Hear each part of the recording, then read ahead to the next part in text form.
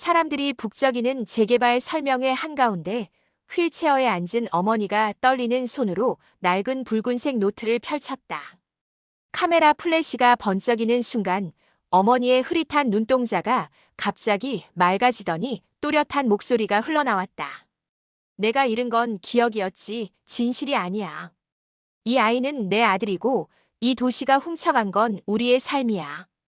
그 말이 끝나기도 전에 청중 어딘가에서 쇠붙이가 바닥에 떨어지는 소리가 울렸다. 누구도 눈치채지 못했던 구석, 고물상 노인이 허리를 펴며 앞으로 한 걸음 나왔다. 그리고 그 노인이 입을 열었다. 나다. 불길 속에서 아이를 건져 올린 사람. 내 아버지다. 여기까지 들으셨다면 구독과 좋아요 부탁드립니다. 당신의 응원은 다음 이야기를 만드는 가장 큰 힘이 됩니다. 그날의 장면을 잊을 수 없다. 사람들 사이에 파도처럼 번진 웅성거림, 마이크의 하울링, 그리고 어머니의 손끝에서 떨리던 붉은 노트의 모서리. 나는 그 순간 처음으로 알았다. 오래전부터 이상하다고 느껴온 균열들이 하나의 선으로 이어지고 있다는 것을. 이야기는 그보다 훨씬 이전, 작고 낡은 옥탑방에서 시작한다. 겨울이면 창문 틈으로 바람이 스며들어 새벽마다 손끝이 저려왔고, 여름이면 지붕 위로 내려앉은 열기가 방 안을 숨막히게 달궜다. 그 방에서 나는 어머니와 나 단둘이 살았다. 사람들은 어머니를 냉정하다고 말했다. 나에게도 세상에도. 집 안에는 대화가 거의 없었고 어머니는 늘 메모지에 짧은 문장만 남겼다. 전기세, 투약 시간, 쓰레기 배출일. 메모에는 감정이 없었다. 그러나 그 무표정한 메모들 사이사이로 물 얼룩처럼 번지는 무언가가 있었다. 그때는 이름 붙일 수 없었다. 나는 어려서부터 원망이 많았다. 남들처럼 평범한 가정을 원망했고 어머니의 침묵을 원망했다.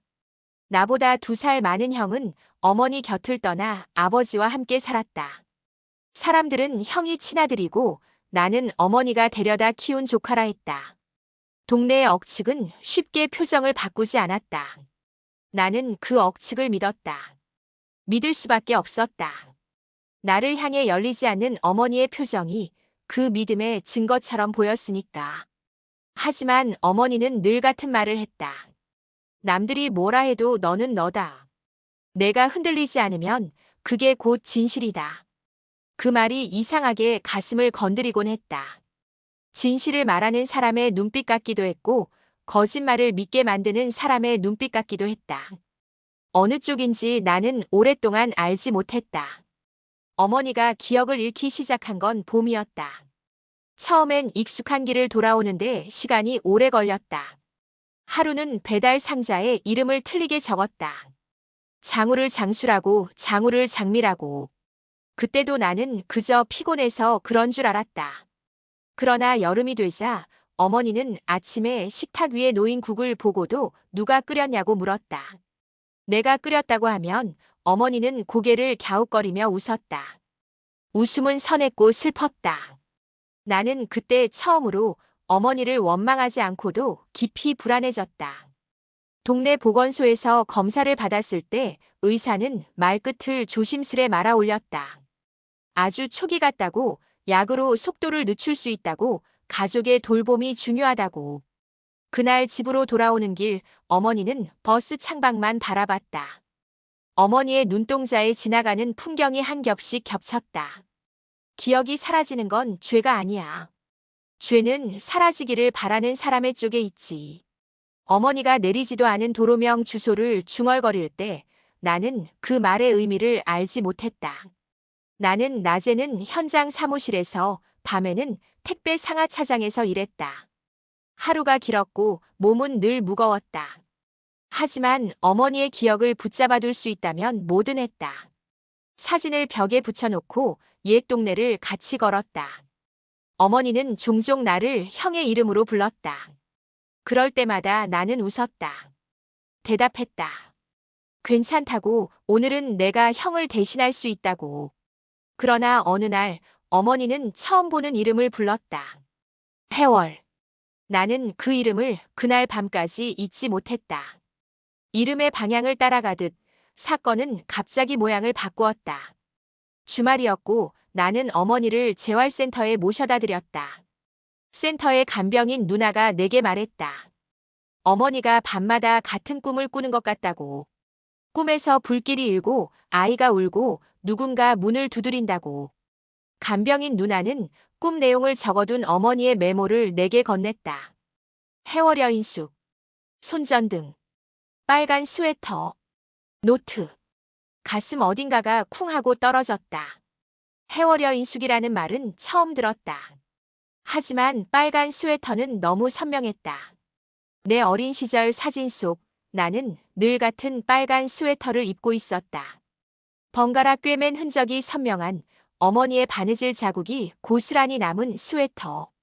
다음 날 나는 어머니의 옷장 안쪽을 뒤졌다.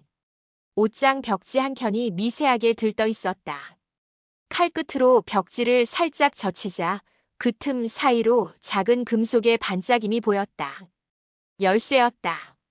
사용감이 거의 없는 낡았지만 반짝이는 열쇠 하나. 열쇠 머리에는 숫자 6자리가 얕게 새겨져 있었다. 82,424. 어머니가 메모에 썼던 날짜와도 내 생일과도 맞지 않았다. 그러나 그 숫자를 보는 순간 해월이라는 이름이 다시 떠올랐다. 나는 검색을 했다. 오래전 철거된 여인숙 기사 몇 건이 떴다. 해월 여인숙, 1982년 화재, 인명피해 1명 사망, 소년 1명 구조. 기사의 서술은 짧고 건조했다. 그리고 덧붙은 한 줄. 구조자의 신원 미상. 나는 화면을 오래 바라봤다. 미상의 구조자, 빨간 스웨터 열쇠. 퍼즐처럼 맞물리는 단어들이 마음 안에서 천천히 모양을 갖췄다.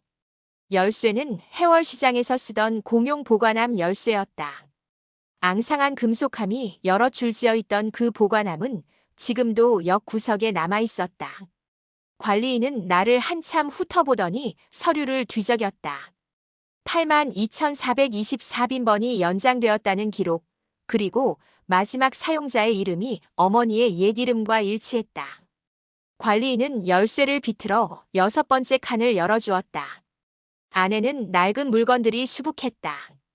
바랜 사진 몇 장, 당시 신문 기사 스크랩, 그리고 붉은색 표지의 줄노트 하나.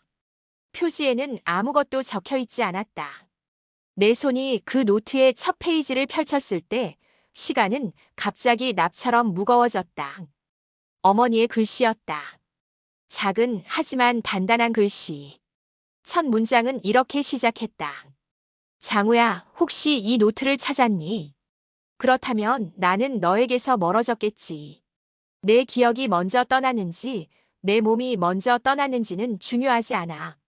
중요한 건 이제 너에게 진실을 건네야 한다는 것뿐이야. 노트는 지나치게 조심스럽고 지나치게 솔직했다. 어머니의 젊은 날 이야기가 담겨 있었다. 해월여 인숙은 잠시 몸을 붙이던 곳이었다. 그곳에서 어머니는 질긴 삶의 사람들과 어깨를 부딪혔다. 막노동하던 청년, 밤마다 라디오를 끄고 울던 젊은 엄마, 그리고 퇴근 후에도 늘 깃을 세우고 다니던 조합 사무장. 어머니는 그곳에서 한 청년을 만났다고 했다. 이름은 민수. 그는 늘 작은 손전등을 들고 다녔다. 밤에 전기가 자주 나갔기 때문에. 그는 사람을 쉽게 믿었고 누군가를 돕는 일을 당연하게 여겼다. 소문에 따르면 그는 재개발 비리를 파헤치려 했다. 조합의 검은 돈이 어디서 어디로 흘러가는지, 사람들은 왜 갑자기 이사를 가야 하는지, 누구의 눈물 위에 아파트가 지어지는지. 어느 밤 여인숙에 불이 났다. 좁은 복도와 틈 많은 문짝은 불길을 더 빨리 퍼뜨렸다. 그때 어머니는 어린아이를 안고 있었다고 했다. 우는 아이를 달래며 비상구로 향하던 어머니의 귀에 쇠문을 세게 두드리는 소리가 들렸다. 손전등 불빛이 틈으로 흘렀다. 그리고 민수의 목소리. 아이부터네. 아이부터. 그날 밤 민수는 사라졌고 다음 날 기사에는 신원 미상의 사망자가 1명이라고 적혔다. 어머니는 장례를 치를 수 없었다. 미상이라는 말은 살아있지도 죽어있지도 않은 사람에게 붙는 이름이었다. 그리고 어머니는 덧붙였다. 그 아이가 바로 너다. 내가 그 노트를 덮었을 때 나는 내가 누구인지 다시 질문해야 했다. 조카라 불리며 자란 내가 건져 올려진 아이였다니. 나는 어머니의 침묵을 오해했을까? 아니면 어머니의 침묵이 나를 오해하게 만든 걸까? 노트의 뒤쪽에는 더 어려운 이야기들이 있었다. 조합 사무장과 그 윗선의 사람들, 그리고 그들이 어머니를 찾아와 했던 말들. 조용히 살라는 충고, 서류에 도장을 찍으라는 압박, 아이와 떨어져 지내면 안전하다는 암시. 어머니는 나를 지키기 위해 서류에 조카로 올렸다고 했다. 그렇게 하면 나는 표적이 되지 않을 거라고, 그렇게 하면 기억보다 서류가 먼저 사람을 흔들 수 있다고. 나는 내 곁에서 물러나야 했다. 미움받는 쪽을 나로 만들면 칼끝이 너를 피해갈 거라 믿었다. 그 문장을 읽는데 오래 걸렸다. 어머니의 생은 내게 냉정으로 보였지만 그 냉정의 껍질 안에 뜨겁게 끓는 무언가가 있었다는 걸 나는 그제야 이해할 수 있었다. 진실을 더 확인해야 한다고 마음먹은 순간 나는 누군가의 시선을 느끼기 시작했다. 퇴근길 교차로에서 멈춘 흰색 차, 골목 어귀에서 담배를 피우던 검은 모자, 우편함에 접힌 종이. 종이에는 아무 말도 없이 작은 숫자 24만 적혀 있었다. 노트 첫 장의 날짜, 그리고 열쇠머리의 숫자. 누군가가 내가 열쇠를 찾았다는 것을 알고 있다는 뜻이었다. 나는 겁이 났다. 동시에 뒤로 물러설 수도 없었다. 어머니의 노트가 내게 준 건 두려움만이 아니었다. 그것은 방향이었다. 어머니의 글씨가 내가 가야 할 길을 가리켰다. 증거를 모으는 일은 생각보다 오래 걸렸다. 해월여 인숙 화재 당시의 기사들을 수집했고 당시 소방서 기록을 열람했다. 기록 속엔 미상자의 신체적 특징 몇 줄이 적혀 있었다. 왼쪽 손목에 오래된 화상 흉터가 있을 가능성. 작은 단서였다. 동시에 보관함에서 발견한 오래된 필름, 네거티브를 현상했다. 앞뒷면이 흐릿했지만 환한 불빛 앞에서 한 남자가 아이를 안고 계단을 뛰어내려오는 장면이 찍혀 있었다. 사진의 구석에 손전등의 원형광이 둥글게 찍혀 있었다. 나는 그 사진을 들고 시장의 고물상 골목을 돌았다. 오래된 카메라를 수리한다는 한 노인의 간판 앞에서 발이 멈췄다. 그 노인은 네거티브를 오래 들여다보며 말했다. 이런 필름은 오래전에 단종되었다고, 그때는 아무 데서나 손에 넣을 수 있는 물건이 아니었다고. 말끝에 노인의 손목이 살짝 드러났는데 거기에 얇고 길게 새겨진 화상 흉터가 있었다. 나는 왜 그때 물어보지 못했을까? 노인의 손목을 보고도 마음이 요동치는 걸 느끼면서도 왜 그냥 돌아섰을까? 겁 때문이었다. 진실은 때로 살아남은 자를 더 옥죄다. 어머니의 상태는 빠르게 변했다. 좋은 날과 나쁜 날의 편차가 컸다. 좋은 날에는 내가 어릴 때 좋아했던 간식의 이름을 먼저 떠올렸고, 나쁜 날에는 내 얼굴을 보며 손님이라고 불렀다. 그러던 어느 날 어머니가 갑자기 소파 밑을 손으로 더듬더니 작은 카세트 테이프를 꺼냈다. 공테이프였다. 나는 오래된 녹음기를 빌려 테이프를 틀었다. 테이프에서는 두 사람의 숨소리와 단어들이 불규칙하게 섞여 나왔다. 그 중에 어머니의 목소리가 분명히 있었다. 조합 사무장에게 경고를 받던 날 몰래 녹음한 것이었다. 사무장의 목소리가 낮게 울렸다. 이 일에서 손 떼. 아이는 이미 문서상 내 아이가 아니야. 기억은 사라진다. 종이가 남는다. 그리고 어머니의 목소리. 기억이 사라져도 사랑은 남아. 당신이 그것까지 지울 수 있을까? 그 말이 끝난 뒤 녹음기 속에서 문이 쾅 닫히는 소리가 났다. 나는 그 테이프를 복사해서 두 군데에 나눠 보관했다. 하나는 주머니에, 하나는 간병인 누나에게. 그리고 다음 날 해월구 재개발 공청회 일정이 열린다는 것을 확인했다. 그 자리에 조합 측 핵심 인사들이 모두 나온다는 기사도 읽었다. 어머니의 노트에 적힌 마지막 문장은 이렇게 끝났다. 진실은 사람 앞에서 말해야 힘을 얻는다. 나는 공청회에 가기로 했다. 공청회 날 아침 어머니는 드물게 눈빛이 맑았다. 나는 어머니에게 물었다. 해월여 인숙 기억나세요? 어머니는 잠시 말이 없더니 갑자기 내 손을 꽉 잡았다. 말없이 웃었다. 그 웃음이 오래전의 것 같아 가슴이 먹먹해졌다. 우리는 휠체어와 함께 버스를 갈아타고 공청회장으로 향했다.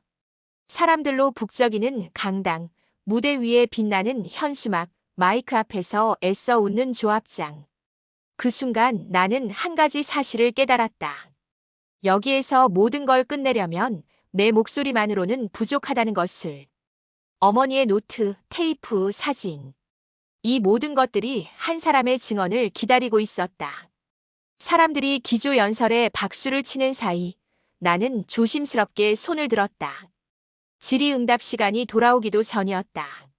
진행 요원이 다가와 말을 막으려 했지만 그보다 먼저 어머니가 붉은 노트를 꺼내 들었다. 어머니의 손이 떨렸고 노트의 모서리가 강당의 조명 아래에서 반짝였다. 어머니는 일어나려 했다. 나는 황급히 휠체어의 브레이크를 풀었다. 그때였다. 어머니의 눈동자가 갑자기 또렷해졌다. 그 눈은 젊은 날의 눈이었다. 민수를 사랑하던, 해월의 골목을 달리던 불길 속에서도 아이를 먼저 내놓던 눈. 어머니는 마이크로 앞으로 나아갔다. 나는 내 아이를 내 손으로 조카라고 적었다. 너를 미워하게 만들기 위해. 칼끝이 너에게 오지 않게 하기 위해. 나는 나를 잃고 너를 지켰다. 사람들이 술렁였다. 조합 사무장의 숨소리가 마이크에 찍혔다. 어머니는 노트에서 낡은 사진을 꺼내 들어 올렸다. 불길 속 계단, 손전등에 둥근 빛, 아이를 안고 뛰는 남자. 그리고 침묵을 가르며 테이프의 소리가 강당을 울렸다. 기억이 사라져도 사랑은 남아. 당신이 그것까지 지울 수 있을까? 녹음이 끝나자 강당은 한순간 고요해졌다. 조합장은 웃으며 고개를 저었고 조무래기 소리를 중얼거렸다. 증거라 하기엔 빈약하다고 했다. 게다가 사망자 신원은 미상이라고 사진 속 인물이 누구인지 입증할 길이 없다고. 그때 구석에서 쇠붙이가 바닥을 쳤다. 모두의 시선이 한 방향으로 쏠렸다. 고물상 노인이 천천히 앞으로 걸어 나왔다. 그는 조용히 손목을 걷었다. 얇고 길게 남은 화상 흉터가 조명에 드러났다. 그리고 가방에서 오래된 손전등을 꺼냈다. 버튼을 누르자 둥근 빛이 강당의 벽을 타고 맴돌았다. 나다. 노인이 말했다. 불길 속에서 아이를 건져 올린 사람. 내가 들고 있는 사진 속 남자. 그리고 내 아버지다. 어머니의 손에서 노트가 미끄러질 뻔했다. 내 심장은 굉음을 내며 뛰었다. 조합장의 얼굴이 창백해졌다. 노인은 손전등과 함께 묵직한 봉투를 건넸다. 봉투 안에는 당시 여인숙에서 빼낸 장부 사본과 조합돈의 흐름을 추적한 메모가 빽빽이 들어있었다. 노인은 낮은 목소리로 덧붙였다. 불이 나던 날 자신을 죽은 것으로 꾸미고 숨어야 했다고. 살아있다는 사실이 오히려 우리를 위험에 빠뜨릴 수 있었기 때문이라고. 나는 내 곁을 지키는 가장 비겁한 방법을 택했다. 멀리서 지켜보는 것. 그러나 오늘은 멀리 있을 수가 없구나. 강당은 더 이상 행사의 공간이 아니었다. 그것은 증언의 자리였고 심판의 자리였다. 기자들이 달려들어 질문을 쏟아냈다. 조합장은 변호사를 부르라 소리쳤고 진행 요원들은 허둥댔다. 누군가는 경찰을 불렀다. 그러나 무엇보다 압도적인 것은 사람들 사이로 퍼져나가는 웅성거림이 한 방향으로 향하고 있다는 사실이었다. 회피가 아니라 직시로, 가림막이 아니라 공개로. 내가 마이크를 잡았을 때 내 목소리는 놀라울 만큼 차분했다. 나는 평생 조카로 자랐습니다. 나는 평생 냉정한 어머니를 원망했습니다. 하지만 오늘 내가 받은 것은 냉정이 아니라 방패였다는 걸 알았습니다. 그리고 방패 뒤에서 손전등을 비춘 사람들이 있습니다. 그들의 이름을 하나씩 부르겠습니다. 나는 장부에 적힌 이름들을 불렀다. 익숙한 상호와 낯선 회사, 그 회사의 주소와 조합 임원의 친척 명단. 테이프 속 목소리의 주인. 여전히 현수막 아래에서 미소를 유지하는 사람의 실명. 말이 끝나자 객석 여기저기서 박수가 터졌다. 단호한 박수였다. 누군가는 눈물을 닦았고 누군가는 손을 높이 들었다. 그날의 박수는 오래갔다. 그날 이후 숨겨졌던 것들은 어둠 속에서 빠르게 모양을 잃었다. 검찰의 압수수색이 들어갔고 조합장은 횡령과 직권 남용으로 구속되었다. 사무장과 그 측근들은 도주하려다 공항에서 붙잡혔다. 언론은 해월여 인숙 화재 사건을 다시 꺼냈다. 미상자의 신원을 둘러싼 의문이 풀리면서 고물상 노인의 과거도 세상에 드러났다. 그는 한때 촉망받던 사진기사였고 그의 필름은 도시의 변화를 집요하게 기록하고 있었다. 나는 그 필름들을 보며 오랫동안 울었다. 필름 사이사이에 내가 있었다. 빨간 스웨터를 입은 아이, 계단의 난간에 매달려 웃는 아이, 골목 끝에서 구름을 보던 아이. 그 아이가 나라는 사실이 뼈에 스몄다. 어머니의 병은 멈추지 않았다. 기억은 파도처럼 밀려왔다가 소리 없이 물러갔다. 그러나 이상하게도 어머니는 내 이름을 부르는 법을 좀처럼 잊지 않았다. 나쁜 날에도, 아주 나쁜 날에도 어머니의 입술은 종종 내 이름의 모음과 자음을 더듬었다. 나는 어머니 옆에서 노트를 끝까지 읽어내려갔다. 노트의 마지막 페이지에는 짧게 2줄이 적혀 있었다. 장우야, 내가 너를 미워하게 만든 날보다 더 오래 내가 나를 용서해 주길 바란 날이 많았다. 기억은 흘러가도 너를 사랑한 세월은 굳어있다. 나는 그 문장을 사진처럼 마음속에 붙여두었다. 그리고 한동안 나의 과거를 새로 쓰는 일에 몰두했다. 복지관과 요양병원을 돌며 치매 가족에게 필요한 정보를 모았다. 간병인 누나와 함께 작은 상담 모임을 만들었다. 처음엔 10명 남짓이 모였고 그 다음에는 20명, 30명이 모였다. 사람들은 제각각 다른 사연을 품고 왔다. 잃어버린 이름, 잊힌 약속, 기억의 해안선에 남은 조각들. 우리는 그 조각들을 모아 앨범을 만들었다. 기억은 사라질 수 있지만 기억을 돕는 손은 사라지지 않아야 한다. 그게 모임의 이름이 되었다. 돕는 손. 어느 오후 모임에 낯익은 얼굴이 앉아 있었다. 형이었다. 어릴 적부터 믿겨지지 않을 만큼 나와 달랐던, 그러나 지금 내 앞에 있는 그 사람은 조심스런 눈빛을 하고 있었다. 형은 오랫동안 못한 말을 꺼냈다. 그도 어머니에게 서운했다고. 그도 사실은 나를 부러워했다고. 자신은 늘 옆에서 어머니의 눈길을 빼앗으려 했지만 어머니의 눈은 자주 먼 곳을 보았다고. 그 먼 곳에 내가 있다고 믿었다고. 나는 대답하지 않았다. 대신 물 한 잔을 건넸다. 우리는 긴 침묵 끝에 아주 작은 화해를 시작했다. 혈연이 새로운 의미를 얻는 데는 시간이 필요했다. 하지만 우리가 같은 방향으로 걷기 시작했다는 사실만으로도 나는 그날 밤 오래도록 잠들지 못했다. 고물상 노인은 가끔 모임에 들렀다. 그는 사진을 찍어주었다. 간병 중인 아버지를 휠체어에 태우고 나온 딸의 옆모습, 오래된 라디오 음악에 맞춰 손가락을 흔드는 할머니의 웃음, 이름표를 잃어버렸지만 서로의 손을 꼭 잡고 있는 사람들의 손등. 그는 어느 날 조용히 내게 말했다. 나를 용서하지 않아도 된다. 아버지 노릇을 하지 못했고 숨어 있었으니. 그래도 나는 너를 자랑스러워한다. 나는 그 말에 고개를 저었다. 어쩌면 우리는 모두 최선을 다했고 그래서 모두 모자랐을지 모른다. 나는 그제야 어머니가 왜 침묵을 선택했는지 온전히 이해할 수 있었다. 침묵은 때로 마지막 방패였다. 부서지고 상처 나더라도 아이를 덜 다치게 하는 쪽. 그 방패가 얼마나 무거웠는지 나는 이제 조금 안다. 시간이 흘러 계절이 바뀌었고 도시의 빛은 또 다른 공사장 위에서 떨렸다. 재개발 구역 한복판에는 작은 공원이 조성되었다. 그 공원의 한 모퉁이에 작은 표지석이 세워졌다. 해월의 빛 그렇게 쓰여 있었다. 표지석 아래에는 몇 줄의 글이 더 있었다. 기억이 사라져도 사람은 남는다. 우리가 지켜야 하는 건 건물이 아니라 서로다. 그 문장을 읽는 사람들의 표정은 다양했다.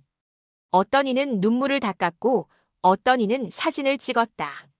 어떤 이는 그저 걸음을 멈추고 하늘을 올려다보았다.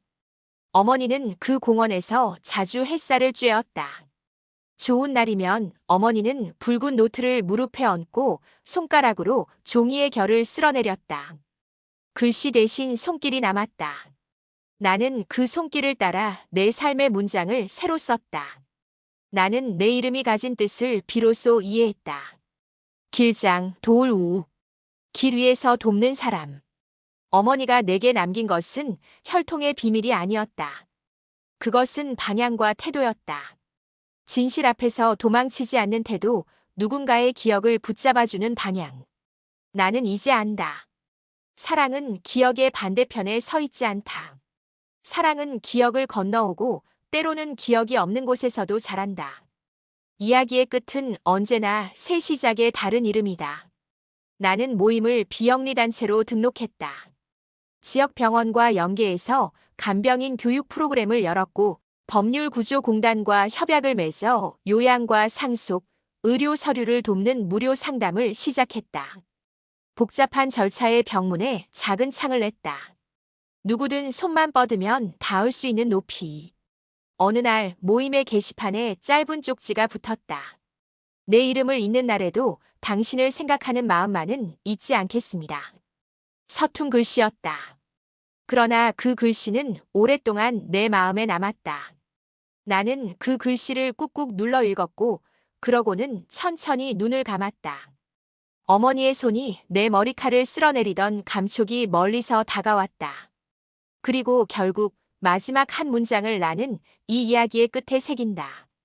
기억은 물처럼 흘러도 사랑은 돌처럼 남는다. 그 돌을 우리는 서로에게 건넨다. 넘어지지 않게, 길을 잃지 않게, 다음 사람에게 길잡이가 되게. 그것이 어머니가, 아버지가, 그리고 우리가 해낼 수 있는 가장 단단한 기적이다. 여기까지 함께 해주셔서 감사합니다. 이 이야기가 마음에 닿았다면 구독과 좋아요 부탁드립니다. 당신의 댓글 한 줄이 다음 이야기를 결정합니다. 오늘 당신의 기억 한 조각을 남겨주세요. 어떤 작은 사랑이든 함께 기록하겠습니다.